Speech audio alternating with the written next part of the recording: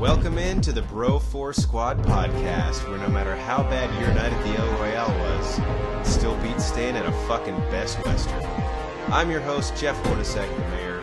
Joined with me, as always, is our enforcer in the paint, Matt Geiger. Matt, you just got back from the El Royale. How was your stay? I mean, it was pretty good. I didn't die or anything. What the fuck did Best Western do to you, man? Just go on Yelp and you'll see. They've done a lot to everybody. I'm not the only person. I'm on Yelp, and it looks like you made just a bunch of different accounts just to fucking slam them. Their continental breakfast is badass. Yeah, if you like shitty breakfast and bad service. Anyway, if you have not listened to any of our reviews before, welcome in. We are here to review Bad Times at the El Royale, directed by Drew Goddard, using the 5 Bro 4 Squad criteria that we use to grade every movie: the cast, the story, our favorite scene, any impact, and rewatchability. Now, if you have not seen the movie yet, we will spoil it later on. We'll let you know when we're about to dive into spoilers, but I think Matt and I can actually do a pretty good job of letting you know what we thought of the movie before we dive into spoiler territory, and we will give you fair warning before we do so. So as is tradition, we will start with our thoughts on the acting and the cast. Geiger, I'll throw it right to you. What'd you think of the cast and performances in Bad Times at the El Royale? So usually we just kind of spot pick a couple people, but I think we both agree after seeing this that every single person in this movie did a fantastic job. Yeah. And that's hard to say about a movie. Even I'm thinking, like, one of my favorite movies is The Dark Knight. I don't think I could say that about every fucking character. I mean, obviously there's more characters in there than this movie, but I'll just pick a couple. John Hamm, dude, I hope he's getting cast a little more. Right after Madman, I thought he was just going to explode. It's taken him a while. He is fucking fantastic in this, and he actually does an accent, which I've never heard him do an accent before, and I've seen about all of his work, and it's pretty good.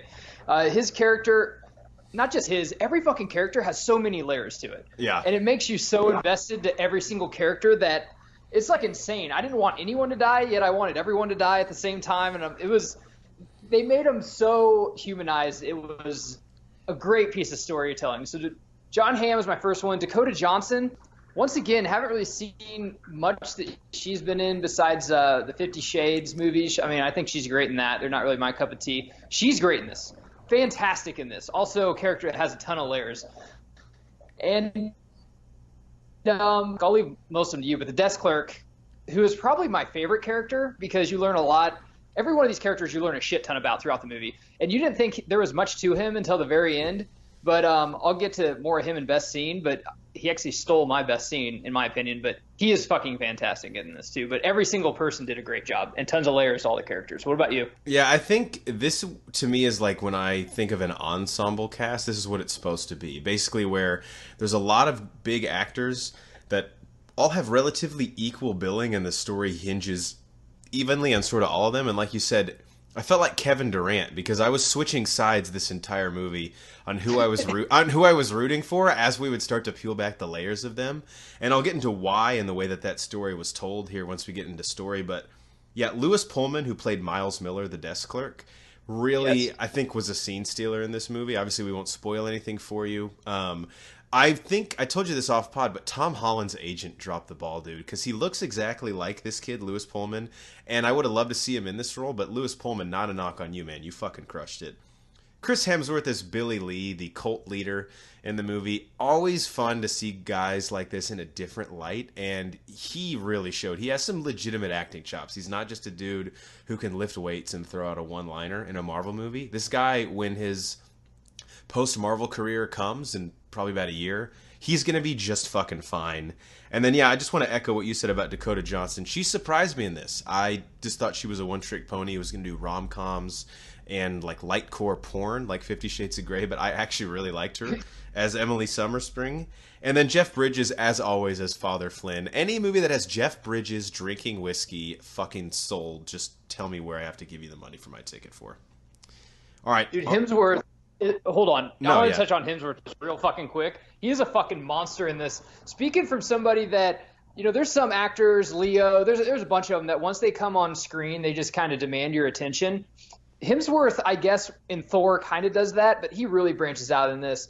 This isn't really a spoiler, but you see a lot of him in the very last scene. You get a little bit of him throughout the movie. But when he comes into that last scene in a room full of fantastic actors, you just look at him the whole time, which Yeah. that's just a fucking star right there. He's great in this. Yeah, I don't know what it is about him, but I feel like a fucking Hollywood blowhard, but he has that it And the factor. woman that sung too was fucking great too. I don't have the cast list in front of me, but she's gonna be in the new movie Widows. That if you haven't seen that trailer, that looks fucking Yeah. awesome too. That looks and I think intense. this is one of her first movies, I believe. But she could be like the next Viola Davis. I think she's fantastic. Yeah, she just had talent oozing out of her, and she had some great scenes with Jeff Bridges. So that brings us right into story and plot. So, Geiger, what does this movie do in terms of the time frame it tells a story that you know I fucking love?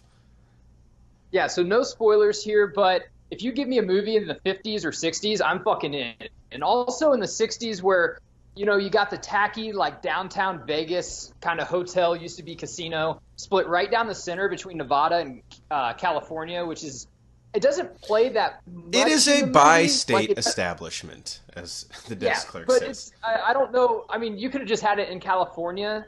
But however, after you see this movie, there is a hotel that is based off the El Royale that splits in Nevada and California that a lot of people, whenever you see pictures of them, Rat Pack, Sinatra, Marilyn Monroe, they actually went to this hotel casino. So check that out. But with the story, like I said, man, we can't spoil it yet. So many layers to all these characters. Tells a great story, Tarantino-esque, except for the dialogue, which I think a lot of people are kind of getting tired of anyway, because it kind of takes you out of the movie. Right. But story-wise, just a bunch of different strangers in this hotel for a bunch of different reasons. And, I don't know, other than that, go watch it. What about you? So it's set in one night, which I always love in films. Like, as a framing device, I think it helps build a sense of urgency, a sense of realism, and most importantly, like, events taking place simultaneously like this movie does. I think it works perfectly for it. The framing device, and this is not a spoiler, but they basically you meet all the characters for the most part in the beginning, and then they take you through room by room what they each have been up to since you last saw them, and you sort of see how these stories interweave and connect. And I thought Drew Goddard, the director, absolutely crushed it with that. It had like a Tarantino vibe, it also had a little bit of a Clue element, if you've seen the old movie Clue. How these characters sort of diverge, but then we see what they've all been doing in real time. And I just thought it worked perfectly. And basically, the other thing too, this is not a spoiler either, but I loved how this movie, you could get the feeling from watching a trailer or just sort of the type of genre film that it is, that there was going to be some turn or some twist. It's not, there is things like that in the movie, but it's not dependent on that. I think its strength is in its characters and the way that it tells this story, which for me was really important. If you think you're going to come to this movie and see I See Dead People, you're probably going to be disappointed. I mean, we'll get into this, when we do like impacts and stuff. But to touch on the storytelling, it's very unique storytelling. You've seen it before, but it's actually really hard to do right. And Drew Goddard did it fucking right in this, for sure. Totally agree. All right. Spoilers, spoilers, spoilers. If you have not seen Bad Times at the El Royale, pause us, go see it, come back, and then listen to what we're about to say. So, jumping into best scene, Geiger, what was your favorite part of the movie? I got two, because you're going to probably pick the most awesome scene. First scene doesn't have to be the best scene, but it has to set a tone. Not only did this set a tone, man, you felt I know I need to buy a new bell. It got lost in the move. But you felt the stakes already. You didn't know what the stakes were. You didn't trust anybody right off the bat either. The music, the acting, just everything. You're just like, man, I feel uneasy in this. And it has John Hamm, Dakota Johnson, Jeff Bridges in it. Pretty much every character except for Hemsworth. But it makes me want to go back and rewatch it, because there's a reason, I believe, why all of them pick the rooms, which comes into play because Jeff Bridges is trying to retrieve money that he stole from a long time ago. Dakota Johnson's trying to save her sister. John Hamm, you think's a vacuum salesman, but he's actually, I guess, a G-man, I'm guessing, working for the government. Yeah. You never really kind of figure that out. My second one is when Jeff Bridges and the lady that sings, sorry, I can't remember her character name, kind of team up to retrieve Jeff Bridges' money, because he picked the wrong room because he has Alzheimer's. Right. So right after she fucking knocks him out, right? Yeah, right after she knocks him out, that also is a great scene. This whole fucking thing is a great scene. This whole movie, but so Dakota Johnson. Long story short, if you look through the mirror, like they can see you. Like there's like a backwards passage to the hotel where they can kind of spy on their guests. Dakota Johnson's like looking through the mirror, and she has to sing every single time and clap when Jeff Bridges is nailing the floor because that's where the money is underneath the floor. And it's just I can't. This is it was really so hard tense, to explain. dude. You just gotta see it, I guess, because I'm like, man, I'm not explaining this very well because it's kind of hard to explain. But that is a fucking fantastic scene. But now I'm just going to tee it up to you because the best scene is at the very end of this, for sure. Yeah, the best scene in this movie is the scene with the roulette table when Billy Lee, played by Chris Hemsworth, comes in. And he's basically just teasing people with their lives. He has Dakota Johnson, Jeff Bridges, and Darlene tied up, all in the room, as well as Miles Miller, the desk clerk. And he basically is trying to extract information from them, and he's playing Russian roulette with an actual roulette table. And the way that tension is built, the way that he pours them a drink, the way that he just commands the room and the scene, it has a Tarantino-esque feel, like elongated dialogue that helps build tension. But also it's just great actors doing what they're fucking good at, and it's like why we go to the movies, is what Jeff, I felt not only like. that with the Tarantino-esque feel, what about playing an old school 1960s classic rock song that he was dancing to with Deep Purple? Oh my That's gosh. like just classic Tarantino. Yeah, I think the jukebox was utilized incredibly well in this movie. Like Yes. every time they went to it, I was like, dude, let's just stay in this fucking lobby I could stay in that lobby with those characters for 2.5 hours easily, and I never would have gotten bored. Another one I want to give an honorable mention to, the scene with Father Flynn and Darlene in the car that you kind of referenced right after she knocks him out. Yeah. And she realizes she needs to get out of there. She's really the only one that I think was just there by happenstance. Everyone else had an agenda. Yeah. And at that point, Flynn levels with her. It was nice exposition that the audience needed, but it was done in a way that made us really... At that point, you were obviously rooting for both those characters, I feel like. All right. Any lasting impact you had, and then I have a few questions that I want to ask you, just because they're lingering on my mind. I want your opinion on them. So, impacts on pop culture? Yeah, what do you got for impact? This movie, whenever I left, I'll have to admit I was a tad disappointed because, and just let me finish here, because I thought there was a huge fucking twist. But then, that whole night and the next morning, I started reading about this real hotel and how JFK stayed there and apparently had women there, which we haven't even touched on that, about the real. I'm going to ask you about that in a second. Yeah. I'm guessing that was... Okay, well, ask me about that later. Yeah. But I think the twist to this movie is there was no big twist. There's a lot of little twists, but I think it's basically the 60s, man, and a lot of stuff in the 60s was never answered. You know, who assassinated... You know, we know who assassinated Martin Luther King, but, you know, why? Or who was the person really behind it? Was it just that person acting alone? We never know if Harvey Oswald acted alone, or was it more people? So basically, whatever you took away from this movie, you're right. And you can debate. Like, Jeff thinks, you know, there's some stuff in this movie that I disagree with, but I think that's what makes this movie a beautiful picture, that we can discuss it. And there's just so many like ties that are not tied. There's just so many loose ends in this movie, and I think they did that on purpose, kind of like a la No Country for Old Men, that just kind of ended just abruptly. And I think it was an awesome fucking movie. 5 out of 5, and I think it should get an Oscar nom for something. I'm not sure what. I think but screenplay could be original screenplay, maybe. Yeah. Score also. Score, directing. I know there's probably going to be a monster come out here, you know, before the next February, but this was beautifully done. Casted, there's some people in here that should get an Oscar nom. I don't really know who the star is in this. That's the thing. No, it's there's a true ensemble cast, yeah. Yeah. So, but this movie, man, you got to see it. If you're a fan of Tarantino, if you're a fan of thrillers, if you're just a fan of acting and movies, and it's not a movie you can take a piss in. I'll guarantee you that. I just sprint to take a piss and come back and have my wife fill me in on something, but. Yeah. That's mine, man. I was kind of speechless when I really kind of left this movie. And it's a movie a la Fight Club you got to see again. I can't wait to see this again. I bet there's a ton of stuff I'll pick up on, and I might even have a totally different idea about this film. What about you? Yeah, so I think the strength and impact is that you and I are talking about it like a day and a half later, and there's like so many different things that are open to interpretation. Not in an annoying way. Like, the movie does not depend on them, but you can get so much extra out of it and have so much conversation with people. And just add, you know, little tidbits to the movie that strengthen it in a lot of ways. A few things. First, I have a statement.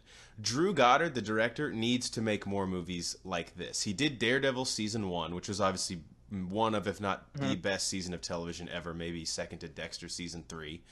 He did Cloverfield, which was great. He did Cabin in the Woods, which was good. Those were both genre films. I want to see him do more like this and like Daredevil, like grounded, because he can set up tension and characters and drama so well.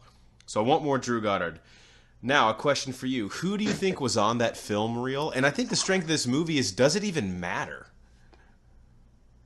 I think it was JFK. However, I think that they couldn't say it was JFK simply because it would take you out of the movie, because none of these people were a la real people. Like Hemsworth was supposed to be Charles Manson, but he wasn't Charles Manson. Right. He was just kind of, playing someone like Charles Manson. So I think it would have taken it out of the movie, not knowing, is this taking place in a fictitious place, or is this like a genre film that is like has real life people in it?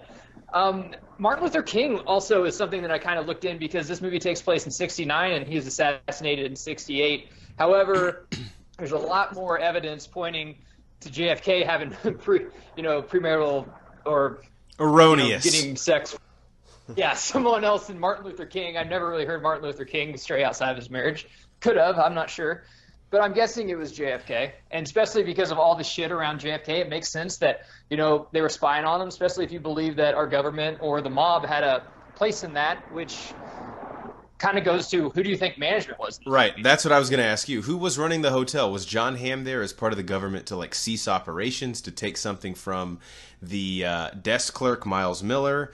What was the operation going on? The great thing, again, is that this movie, that's a big question that's fun to talk about, but the movie's not dependent on it, right? So it sets these things up that are really fun to talk about, but whether, like, you and I have different opinions, that we both still love the movie, which I think is a huge strength to it. So this is a movie where stoners can dictate forever, because when John Hamm is behind the mirrors, he sees a camcorder. Yeah. Is that what makes him go to the phone booth? He sees Jeff Bridges digging up the floor. Is that what makes him go to the phone booth? He sees a kidnapping. Is that what makes him go to the phone booth? I don't think it's a kidnapping, because they said don't interfere in that. Or he sees the girl singing. Is there another scene of the girl that we don't know? Like, could she be the main antagonist in it? You think that she's like, the only kind of normal person and the person to cheer for in this movie? Yeah. You don't know. And, but she's almost too innocent then, right? Like... Yeah, and I was really waiting for her to turn, because I'm like, man, you haven't seen a bad part of her yet, and you're cheering for her. Is this going to be a twist where it's like, no, she's been bad the whole time, or she's worse than anyone here? It's totally up for interpretation. That's why I really want to go back and see it again. Like John Hamm, like, who was he really there to see? And I lean toward Jeff Bridges, because he waited for everyone to pick the rooms. Right. Yeah, was the dementia thing real? Probably. I'm excited to do our movie commentary on this, because I want to talk about this with Cycly and Banner and see what they think. All right, my second to last question my last question for you. The Miles Miller twist, where his character, the desk clerk, was a Vietnam War veteran, and the whole time you think he's just some junkie strung out and fucking sleeping in the closet. What were your thoughts on that? Because for me, it was the biggest gamble the movie took. It paid off. I really enjoyed it. I thought it was nice to have his character come full circle. And his ending in the film, obviously the death with Father Flynn there where he confesses, I thought was perfect. What'd you think? I thought that was the best layer piece in this whole film, just because the Vietnam War, we just treated the veterans like shit, because we shouldn't even have fucking been over there, but it's not really their fault. I mean, they got drafted to go over there. I believe the draft was still in. Yeah. Or they volunteered to help their country, so... Yeah. They volunteered to help their country, but we pretty much lost the war, so they got blamed on it, which was fucking stupid. Our government should have. And most of those, vets did turn to drugs. So I thought that was fucking brilliant. I didn't think he was a veteran. I'll put it that way. I thought he was something else. I was even waiting for a From Dusk Till Dawn turn where he's like a fucking monster. I thought the movie might even go there, where it's so grounded, so realistic, and then it's like a Hotel California hotel where there's like haunted ghosts in it and shit, but it didn't take that turn. I really liked that he was a vet. That was pretty cool. I agree. And then the last thing that I have, and I think you'll echo this before we move on to rewatchability, solid sleeper year for John Hamm. You and I loved Tag, and we obviously love this movie. Two very different films, but I think this guy might be primed for that huge blockbuster role that we've been positioning him for years.